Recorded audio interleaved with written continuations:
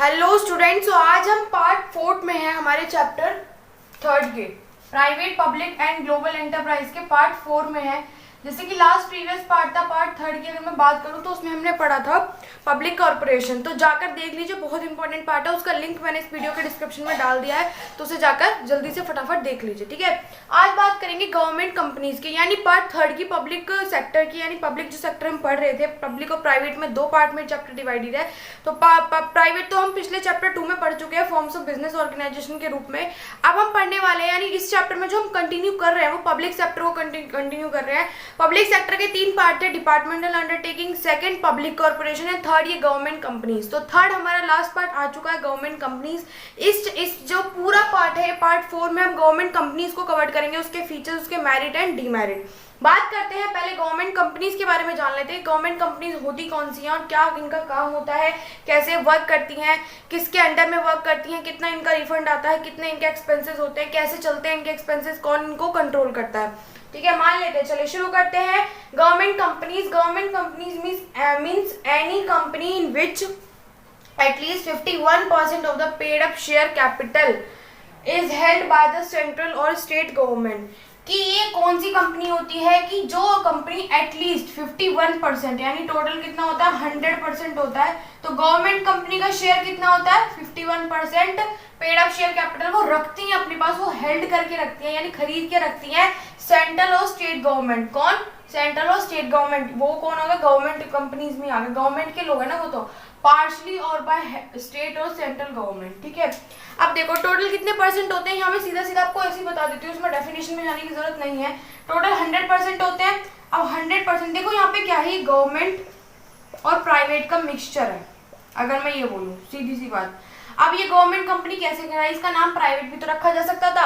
Government company इसलिए कहलाई क्योंकि टोटल 100% शेयर होते हैं और 100% शेयर में से 51 किसने ले लिया? गवर्नमेंट के लोगों ने, यानी स्टेट और सेंट्रल गवर्नमेंट के लोगों ने वो परचेज यानी ले लिए, खरीद लिए वो शेयर्स। तो किसकी कंपनी हो गई भाई? जिसका ज्यादा शेयर होगा वो ओनर हो जाएगा कंपनी का, सीधी सी बात है, उसी की चलेगी कंपनी पे। तो बचे हुए कितने हो गए? 49% शेयर किसके हो गए? प्राइवेट सेक्टर के। गवर्नमेंट ने कितने हेल्ड कर लिए? 51। राजा कौन बन गया? गवर्नमेंट, क्योंकि 100 में से 51 तो इसने ले लिए और इससे कम किसके पास है? 49 प्राइवेट सेक्टर के पास है। तो कौन हुआ? नाम किसके नाम से यूज किया जा रहा है? गवर्नमेंट कंपनीज कहलाएगा, क्योंकि सबसे ज्यादा शेयर जो ऊपर कर लिया इसने अपने आप को, 2% के शेयर से इसने आपको ऊपर कर लिया। दोनों के बीच में 2% का जो डिफरेंस है, ठीक है, 50। तो इन्होंने क्या कर लिया, अपने आप को सिर्फ 1% का अंतर के अंदर ये क्या बन गए? मालिक बन गए, ओनर बन गए। ओनर तो दोनों है, लेकिन जो नाम देख लो, आप खुद देख लो, गवर्नमेंट कंपनीज नाम पढ़ रहे हैं ना हम लोग, तो इसलिए। तो यहाँ पर सीधा सीधा इस डेफिनेशन का मतलब यह है कि कम से कम वो कंपनी कौन सी कंपनी होती है? गवर्नमेंट कंपनी जो पेड अप शेयर कैपिटल में से, यानी कुछ हिस्सा कंपनी का 51% शेयर एटलीस्ट वो कंपनी लेके रखे अपने पास। कौन? सेंट्रल और स्टेट गवर्नमेंट वाले लोग, तो वो कहलाएगी गवर्नमेंट कंपनी। ठीक है, अब बात कर लेते हैं इसके फीचर्स की। फीचर्स में पहला फीचर है रजिस्ट्रेशन। रजिस्ट्रेशन कैसा होता है? रजिस्ट्रेशन एक कंपनीज एक्ट के अंदर रजिस्टर्ड होती है, जो 1956 में बना हुआ होता है। कंपनीज एक्ट के अंदर ये कौन होती है? रजिस्टर्ड होती है कंपनीज एक्ट। इसका खुद का कंपनी, जैसे हर एक का एक्ट बने हुआ है, इसके कंपनी एक्ट बना हुआ है, जिसमें सब कुछ रूल्स रेगुलेशन सब चीजें लिखी हुई है, सब चीजें डिफाइन है। ओनरशिप की अगर मैं बात करूं, ओनरशिप यहाँ पे किसका होगा? गवर्नमेंट का होगा, क्योंकि 51% शेयर किसका आ गया? गवर्नमेंट का। तो ओनर कौन होता है? गवर्नमेंट। गवर्नमेंट कंपनी से गवर्नमेंट के लोग, स्टेट और सेंट्रल स्टेट गवर्नमेंट के लोग। Separate legal entity. एंटिटी क्या है? सेपरेट है, क्योंकि ये रजिस्टर्ड है। अगर ये रजिस्टर्ड नहीं होती तो ये सेपरेट नहीं मानी जाती ओनर से, लेकिन ये रजिस्टर्ड है तो गवर्नमेंट के लोग अलग है, यानी सेंट्रल और स्टेट गवर्नमेंट के लोग जो उसके बोर्ड ऑफ डायरेक्टर्स हैं या सीईओ है या मैनेजर्स हैं, उनसे अलग कंपनी की खुद की एक अस्तित्व है। कंपनी किसी पे भी कंप्लेंट फाइल कर सकती है या फिर केस कर सकती है, और कोई कंपनी पे केस कर सकता है। कंपनी खुद एक लीगल एग्रीमेंट में उतर सकती है, क्योंकि वो खुद एक अस्तित्व है, चाहे वो भले दिखती ना हो, लेकिन उसका एक नाम है, उसकी खुद की स्टैंप है, सील है, खुद की सिग्नेचर है खुद के, एंड सारा कंपनी उसी के नाम है। ठीक है, तो क्या है? सेपरेट लीगल एंटिटी है। उसका रीजन क्या है? क्योंकि ये कंपनीज एक्ट के अंदर रजिस्टर्ड है, और रजिस्टर्ड है तो ये खुद की सेपरेट लीगल एंटिटी है। ये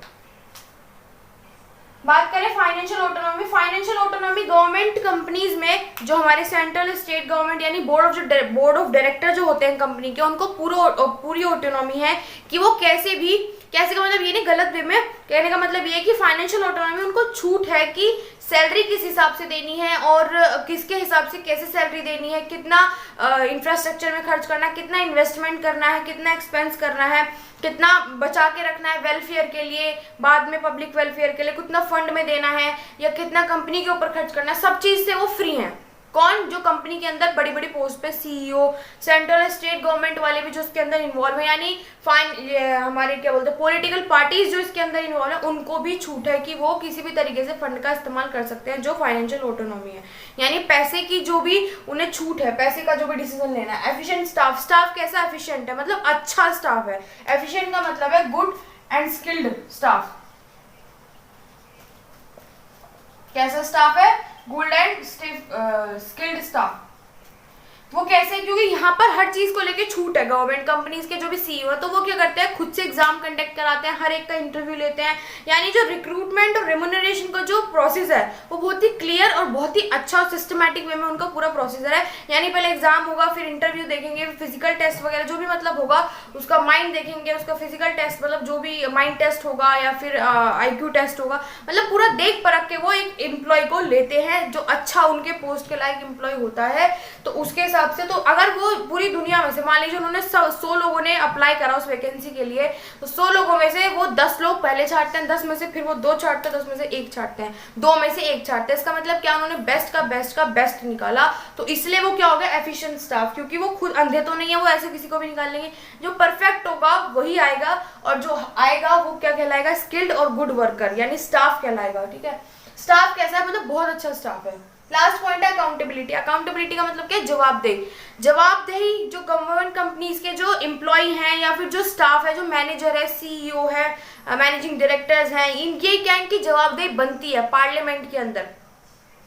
जब बजट बनाया जाता है या फिर हर मंथ में या हर ईयर में चेकिंग होती है कंपनीज के टर्नओवर की, कुछ गड़बड़ तो नहीं है, कुछ एम्प्लॉयज के साथ कुछ गड़बड़, क्योंकि पेपर्स पे तो इतना दिखा दिया सैलरी, क्या पता इतनी दी है नहीं दी है, ओवरऑल मिला के उसके लिए वो जवाबदेही होते हैं। अब वो अपने पेपर्स दिखाते हैं कंपनीज के, और एम्प्लॉयज के साथ उनकी बातचीत होती है, मतलब ओवरऑल साल में एक बार कंपनीज की चेकिंग होती है, क्योंकि उससे पता चलेगा कि क्या हो रहा है कंपनी में। हमने ऑटोनॉमी तो इन्हें दे दी, मतलब छूट तो इन्हें दे दी, लेकिन क्या ये उस चीज को फॉलो कर रहे हैं नहीं कर रहे हैं, उसके लिए साल में एक बार चेकिंग होती है, मतलब देखते हैं वो अच्छे से।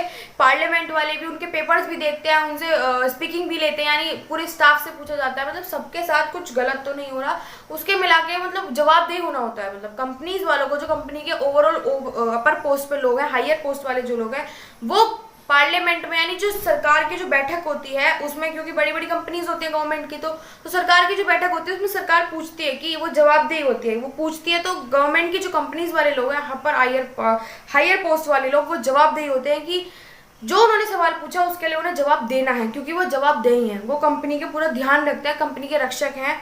तो अकाउंटेबिलिटी मतलब जवाबदेही, किसी को हम जवाब दे। जैसे मान लीजिए हम स्टूडेंट हैं और टीचर हमने होमवर्क दे, तो हम टीचर के लिए क्या हो गया, जवाबदेही। वो पूछेगा तो हमारी जिम्मेदारी बनती है और हमारी ड्यूटी है कि हम उसे जवाब दें, क्योंकि हम स्टूडेंट हैं।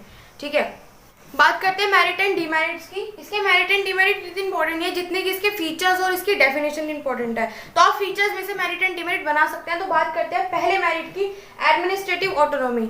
ऑटोनॉमी इन्हें बहुत ही अच्छी होती है। ऑटोनॉमी इसका मतलब ये कि फाइनेंशियल कुछ भी अपनी तरीके से कुछ भी कर सकता है, यानी पॉलिटिकल इंटरफेरेंस नहीं होता किसी भी तरीके का डिसीजन मेकिंग के ऊपर, किसी भी तरीके का कुछ भी फाइनेंशियली कुछ भी कैसा भी, इन्हें पॉलिटिकल इंटरफेरेंस से पॉलिटिकल प्रेशर नहीं होता है। ठीक है, ऐसा नहीं है कि गवर्नमेंट कंपनी है तो के ऊपर क्या होगा, प्रेशर होगा गवर्नमेंट का या फिर पॉलिटिकल पार्टीज का। बात करते हैं एफिशिएंट स्टाफ। एफिशिएंट स्टाफ का मतलब यहाँ पर जैसे कि हमने फीचर्स में डिस्कस किया था, बहुत अच्छा और स्किल्ड स्टाफ होता है। मैंने रीजन भी बताया था, क्योंकि बहुत ही अच्छे में से बेस्ट निकाल के ये अपने लिए स्टाफ रखते हैं, रिक्रूट करते हैं। ठीक है, ग्रेटर फ्लेक्सिबिलिटी का मतलब है, फ्लेक्सिबिलिटी मतलब लचक। इनको डिसीजन लेने में बहुत छूट दी जाती है कि कैसे भी आप कभी भी, इसलिए इनको क्या होता है कि क्विक डिसीजन ले लेते हैं फटाफट, क्योंकि इनके बीच में कोई इंटरफेरेंस नहीं होता किसी भी चीज का, कोई टोका टाकी नहीं होती है कि आप कैसे भी कुछ भी करके डिसीजन ले लीजिए, क्योंकि ये इसीलिए फटाफट ये डिसीजन ले लेते हैं और इसलिए इनकी ग्रोथ अच्छी होती है काफी। ठीक है, बात करते हैं कि डिमेरिट्स की। पहला डिमेरिट है ऑटोनॉमी ऑन पेपर ओनली। जो ऑटोनॉमी हम दिखा रहे हैं इस पॉइंट में, मैंने जिस ऑटोनॉमी यानी छूट की जो बात करी थी मैंने, वो खाली पेपर्स पर है। पेपर्स पे क्यों है, क्योंकि सिर्फ दिखावे के लिए कि हाँ हमने इन लोगों को छूट दे रखी है, वरना इंटरफेरेंस तो होता ही होता है। ठीक है, सेकेंड हमारा पॉलिटिकल इंटरफेरेंस। पॉलिटिकल इंटरफेरेंस क्या होता है? होता ही होता है, बिकॉज ऑफ गवर्नमेंट कंपनी है तो हो ही नहीं सकता कि वो कुछ बोले बिना ना रह सके, अपनी कुछ तिकड़मबाजी, अपना कुछ आइडिया ना लगाए कंपनी के अंदर। वो होता ही है, कुछ अपना डिसीजन मेकिंग या फिर कुछ अपना फाइनेंशियली कुछ मैनेज करना है, फाइनेंशियली उसमें से कुछ लेना है या किसी को देना है, इन्वेस्ट करना उसके पैसों में से, कंपनी के पैसों में से। मतलब ओवरऑल पॉलिटिकल इंटरफेरेंस होता ही होता है गवर्नमेंट कंपनीज के अंदर, ठीक है। तो स्टूडेंट्स आज की वीडियो में इतना ही था। देखो जैसे हमने गवर्नमेंट कंपनीज कंप्लीट कर लिया, जाके पब्लिक कॉर्पोरेशन देख लीजिए, पब्लिक कॉर्पोरेशन से पहले डिपार्टमेंटल अंडरटेकिंग देख लीजिए। अगर नहीं देखा तो आप बहुत बड़ा टॉपिक मिस कर जाएंगे और मार्क्स भी लूज करेंगे इस चैप्टर में से। आने वाले टॉपिक में, आने वाली जो वीडियो होगी पार्ट 5, जिसमें कि हम जॉइंट वेंचर्स डिस्कस करेंगे। जॉइंट वेंचर बहुत इंपॉर्टेंट पार्ट है, ठीक है। मिलेंगे पार्ट 5 में नेक्स्ट वीडियो के साथ। चैनल को सब्सक्राइब करना ना भूले, सब्सक्राइब कर दे, सब्सक्राइब करने के बाद बेल आइकन क्लिक कर दे और हमारे चैनल पर बने रहिएगा। वीडियो को लाइक कर दीजिएगा और कमेंट करके बता दीजिएगा, कोई डाउट है तो वो पॉइंट मेंशन कर दीजिएगा डाउट में अपने कमेंट सेक्शन में। और बाकी अगर नहीं है, बिल्कुल ओके है वीडियो, तो ओके करके थंब का साइन करके आप ओके कर सकते हैं, जिससे पता चल जाएगा कि आपको बिल्कुल क्लियर हो चुका है। Thank you for watching the video.